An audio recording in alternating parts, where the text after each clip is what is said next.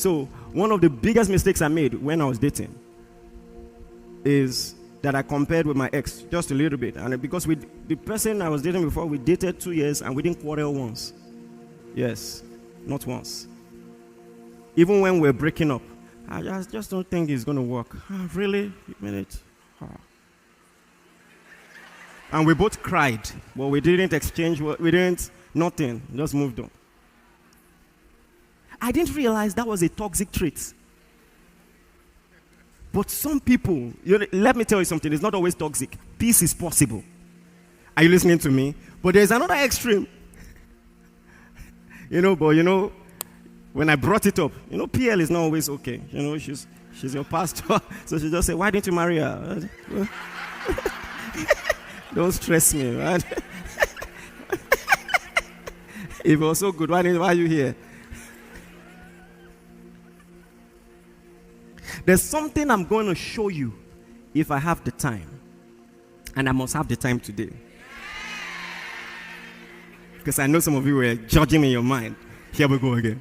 Don't worry, there's time today. And that's how that many of us love the way we were brought. In psychology, it's called attachment style. That we mirror the relationship between ourselves and our parents. We bring it into our relationship with our spouse. And so, I discovered I was what they called avoidant attachment. I will show you what that means. And it can be very dangerous. People like me can be very dangerous because we don't like to fight.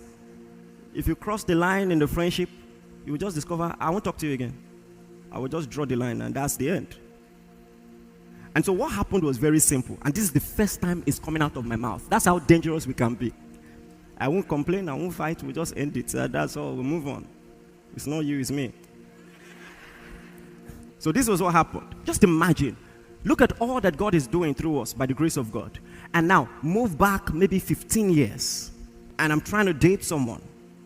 I have all this vision in my spirit. I know God is going to do all that He's doing now. And everybody who was around was a part of it, working tirelessly. I will always hold in high esteem the people who saw me years ago and saw the hand of God. I mean, if you believe in us now, do you understand? I don't really know how genuine that is. I appreciate it, but I don't know. But the people back then, the people who will give 5K, 2K, do you understand, to be a part of it? And then we're doing heavy projects. If you know about our ministry, we've always done big things. When I was graduating, we printed 10,000 copies of devotionals and gave it free. Then, I've been crazy for a long time, you see. And all of that was happening thanks to the love, the faith of partners and all of that. And now I'm dating someone who had never given a donation to the fellowship. I'm not materialistic. The fellowship has always had money. I have a grace by the grace of God. Check the history of this ministry. We've never lacked. I just told you, as an undergraduate, we printed 10,000 copies and gave it out free. So we always had money. But I just quietly wondered, like, what is going on? But I had not learned to talk things through. I didn't bring it up. I just kept wondering. And so one day, I wanted to bring it up stylishly. I didn't know how to. So I just said, you know what? We have a project we want to do for the church. Can you loan me 15,000? We didn't need 15,000. I'm telling you, those of you who are aware, we printed devotionals every month, and it costs at least 600,000, and we did it every month without fail. And then she borrowed me the money, and then, I just kept it or something. And then months after, honestly, in my mind, I had some respite that, well, at least she could part way with money. It's not as bad as I thought. Then months after, she came to see me, and we're talking, and then we're already going, and she said, hey, about that money that I borrowed you. So I said, okay. So I went, packaged the money in an envelope. Then in another envelope was letter.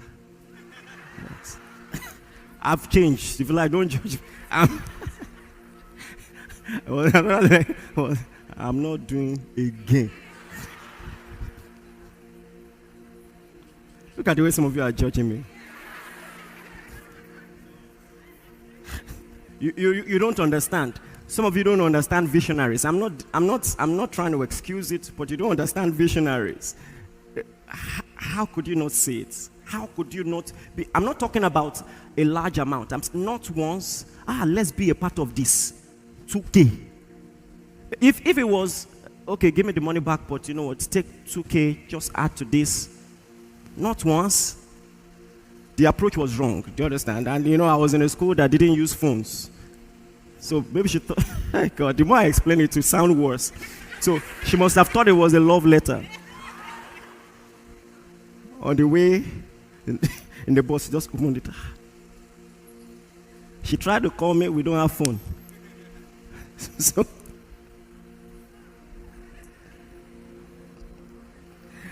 the reason I'm telling you this, listen. Now, imagine bringing that attitude into a marriage. You get what I'm saying? You don't want to talk things through. I told you last week, there's a reason women nag. You can be so poor at communication that they want any reaction, bad or good. Just react. Just show that you are alive in this relationship. I'll take anything. If it's anger, even if it's anger. Let me tell you something. To many ladies, anger is reassuring. It means you care. Some of you know what I'm saying. Women, if you have, I'm not saying if you are like that. If you have a clue what I'm saying and you are honest, raise your hand like this. Just, you don't have to raise it up. Thank you. Sounding like this. I'll take it. Anger is reassuring. You cannot just be stonewalling. You know, there's a space for that sometimes. If tempers are just high, you might want to take some time off. But listen, a man named John Gotham of Gotham Institute, he took several decades to study several marriages, about 4,000 of them. And he came up with such a dependable scientific and psychological research that empowered him to be able to look at a marriage in few minutes and tell with 90% accuracy if they're going to make it or not. It took him just few minutes. And having gone through about 4,000 marriages with 90% accuracy, at least you can tell he knows what he's saying. But we're going to talk about that later. I said that to say this. He discovered that the difference between happy homes and homes that were not happy, marriages that will stand the test of time and marriages that will not stand the test of time, was not conflict. He discovered that happy homes fought also. And about the same things that homes that did not make it through fought about. About money. About, oh my God, I wish I had enough time to talk about that. When a little more money came into our marriage, half of the quarrels ended. Hey, God. No, did I say quarrel? We're too spiritual for quarrel. I mean intense conversations. If you know what I mean. But it's important. The reason I'm saying this is because unintentionally, some of us, our expectations are high. Some of us, our expectations are too low.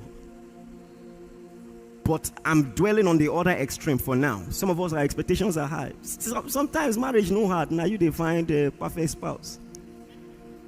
It's part of it. There will be misunderstandings. Listen, if you cannot accommodate misunderstandings, you are not ready. That's the important thing I want you to know. If you cannot accommodate it, I am telling you what I learned, and I learned the hard way. There are 4 things that psychologist said the moment he sees, he knows that this marriage will not make it. In fact, not only does he know the marriage will not make it, he has a timeline. It won't make it past 12 years. Predictably. The 4 things are criticism. Always criticizing. Some people don't know how to have a dialogue without criticizing. Wind blows, a cup falls down. Why are you so careless? Wind blew.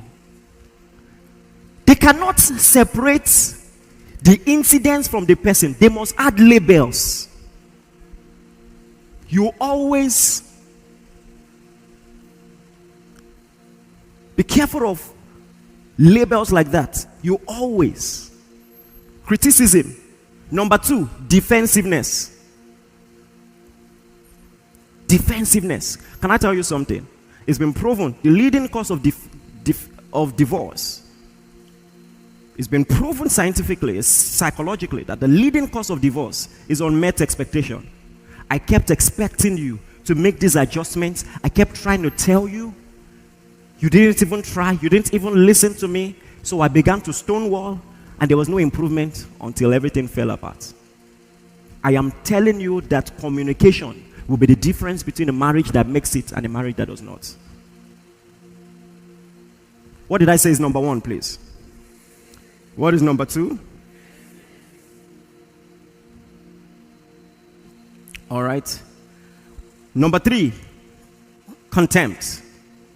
Contempt. I think I talked about that last week.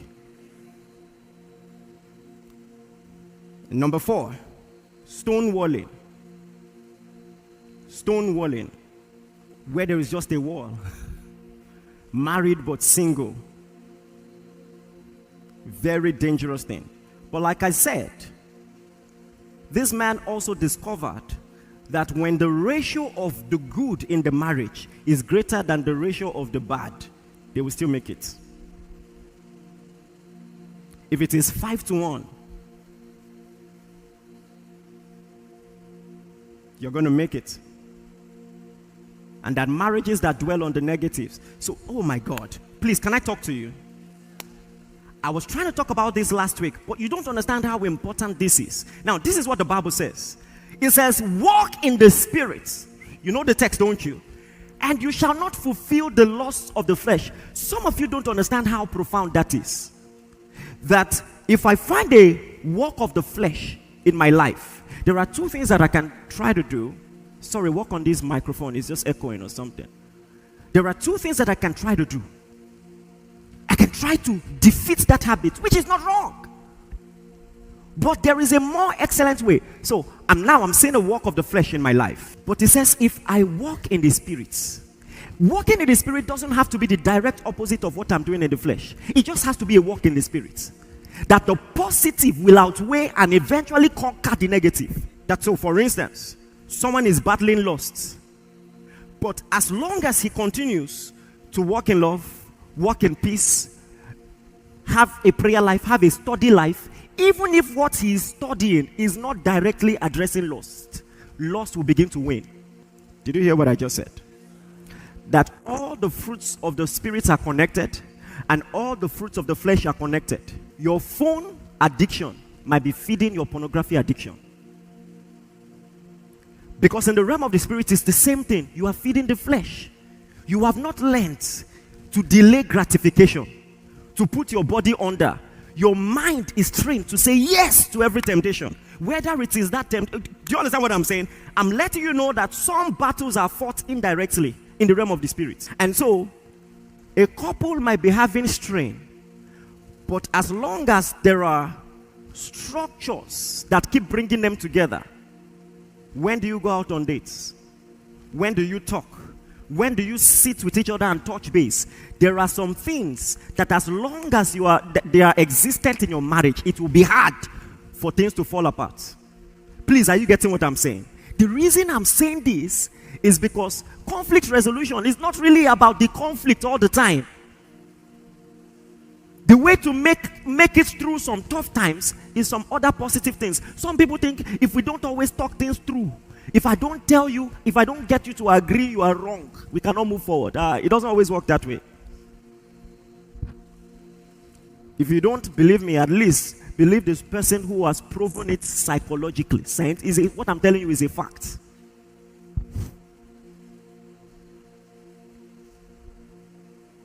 Just make up your mind. I won't dwell on the negatives, and that no matter how bad things get, I will keep investing in things that can save the marriage. Amen, somebody.